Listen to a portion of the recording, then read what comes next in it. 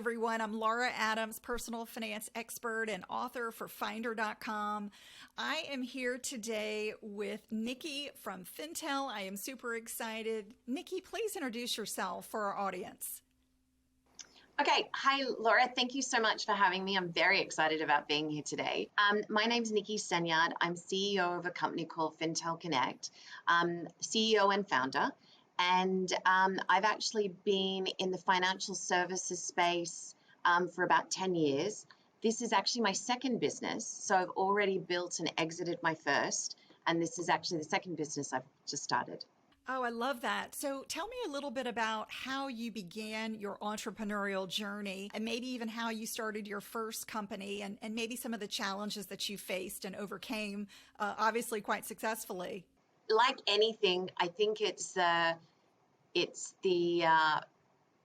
stumbling stones that actually show you what you're worth. That's probably the best way of saying. I've decided that the entrepreneurial journey is definitely one of self-discovery, as opposed to one of sort of like everybody sees it as a money-making exercise and all this sort of thing. But I've actually decided that the struggles that you have as an entrepreneur really actually are about self-discovery more than anything else. So I actually started my first business 20 years ago.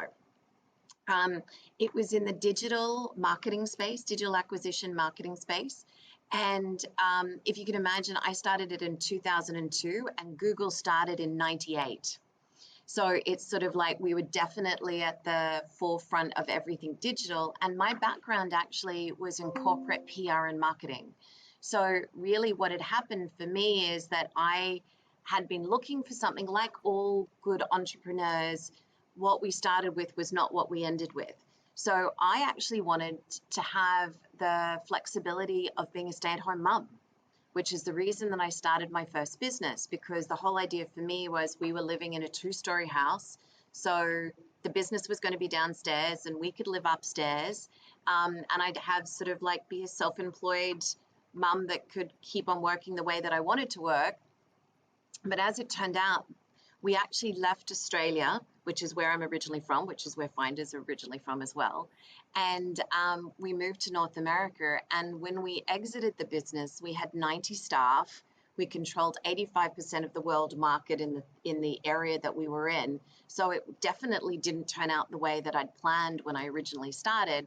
And like I think most entrepreneurs' journey, you start because you have a need. You have a need to improve a process. You have a need because you want to basically, you've seen something and you want to fix it, or you've got a personal need, which is what I was, which was to be a stay-at-home mum. So the journey itself, like most things, had a lot of twists and turns along the way. And the first business, we actually self-financed. So that was also very stressful, moving countries, starting a business you've never done before in an industry you know nothing about. So there was lots of challenges along the way. But the fact was that we were just really determined, and we sort of like just took every adverse situation and tried to turn it around. I say as a CEO, my job is to learn how to clean up spilt milk, because it's just going to happen. And you got into the digital space quite early. So I would imagine you had incredible challenges just kind of figuring out the space. You said that it was a journey of self-discovery. So I'd love to know what you learned about yourself in the creation, the growth, and the ultimately selling disposition of that business.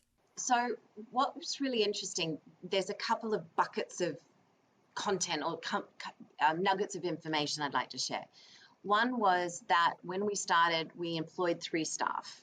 So we left Australia, flew to Canada, and we employed 3 staff, but they lived with us and worked with us for 6 months because we had no money. So this is, like the things that you would, like that was discomfort for everybody, but we were so determined to do this, you make sacrifices, one on that end. The second thing is that when you go from 3 staff and everybody's so intimate to then when you've got 90 staff, that's a very different business type. And I felt like each era of the business created a new set of skill sets for myself because it was the largest business I'd ever worked for and it was mine. So I had no way of emulating things that I'd seen before or done before, because I was literally starting it from scratch from my own experience.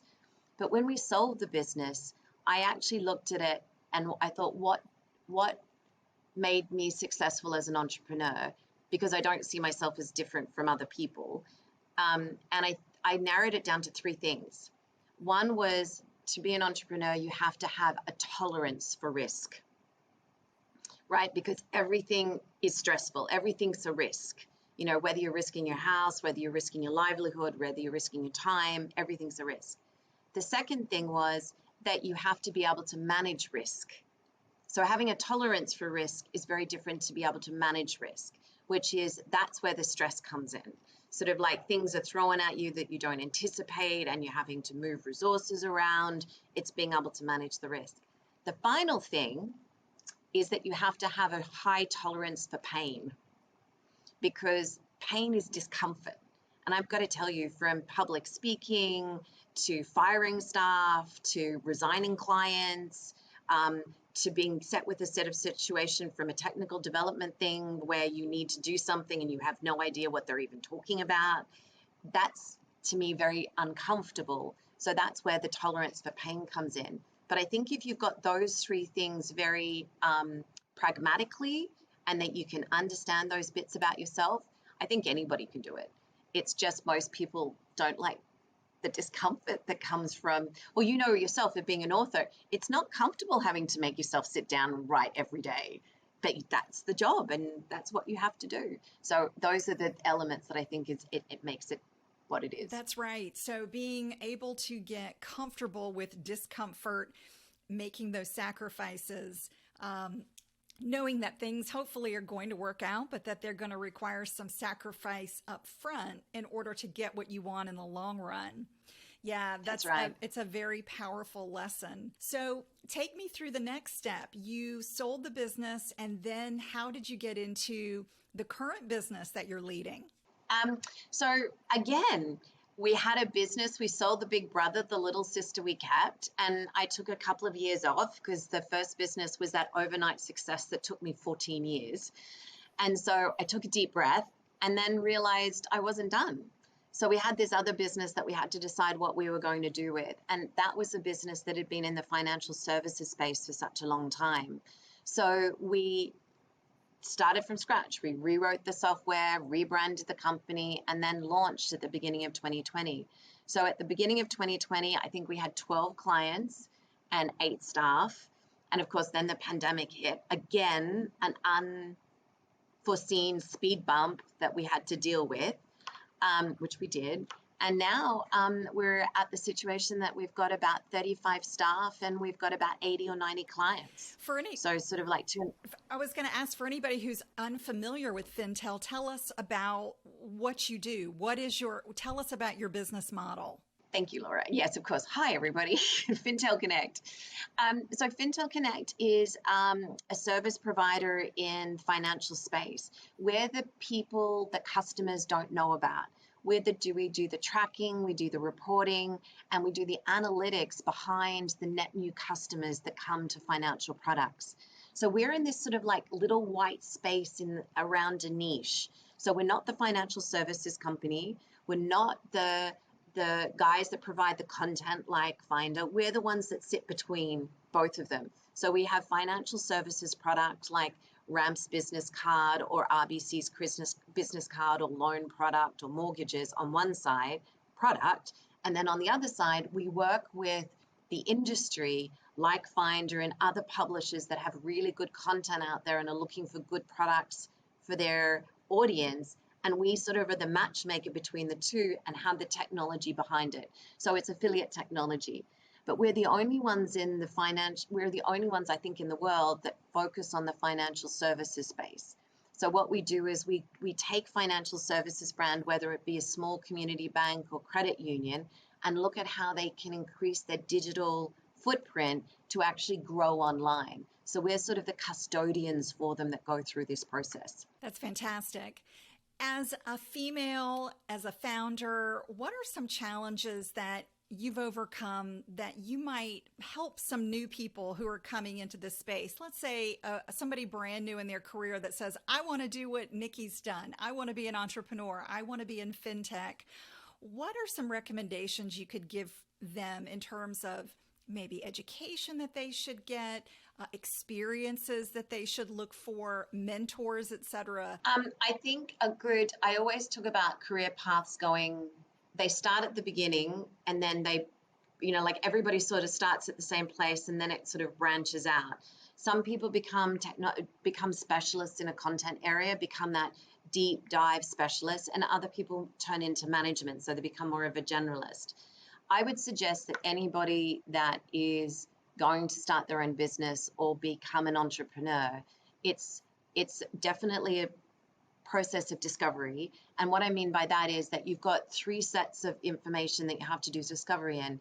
Is the content area of what your business is, to be able to know that inside out, because more than likely you'll be the one that'll have to make the hard decisions because you own it. So having that basis of what you're making the hard decision about. The second thing is about running a business. Running a business, I've decided, is just pure logistics.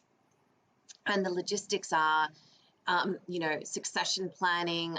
I call it people Tetris. Sort of like that person needs to move to here, but I need to replace that person under here with this slightly different skill set to be able to do that.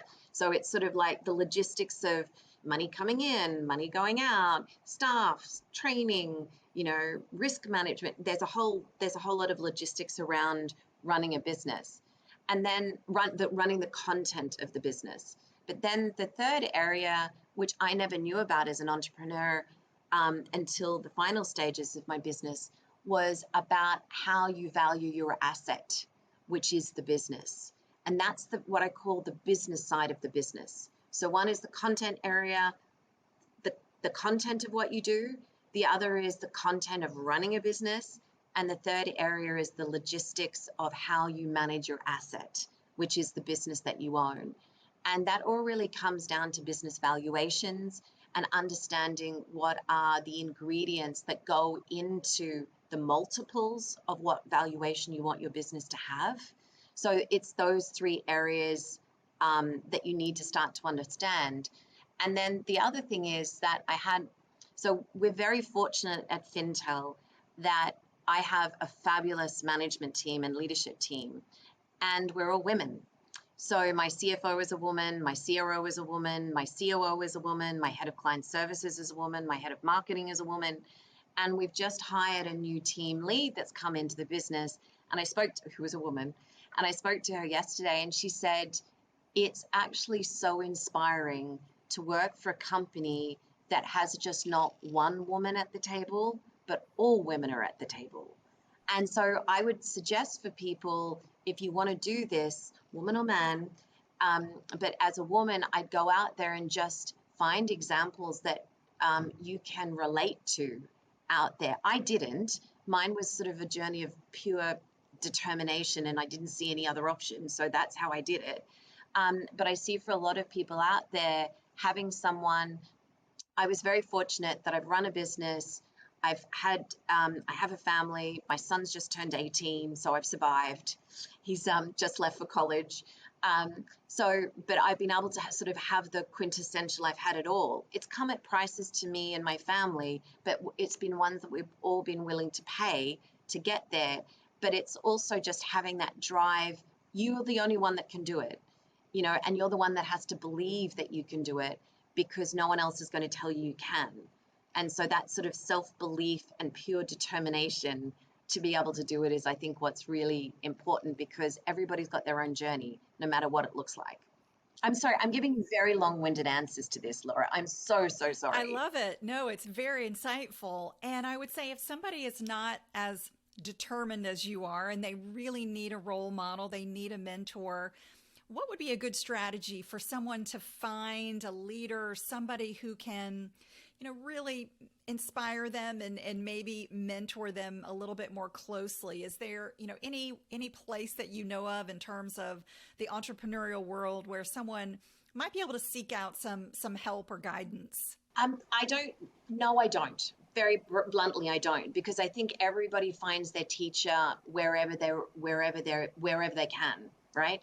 And I've had a lot of women say that they've had phenomenally amazing male mentors because the industry that they were in was very catty and very bitchy. So they didn't actually want a woman mentor at all because that wasn't going to be very helpful. So I think anybody that's looking for a mentor, I think what I would suggest that they do is just find where they're naturally attracted to. Because with a mentor, you have to trust.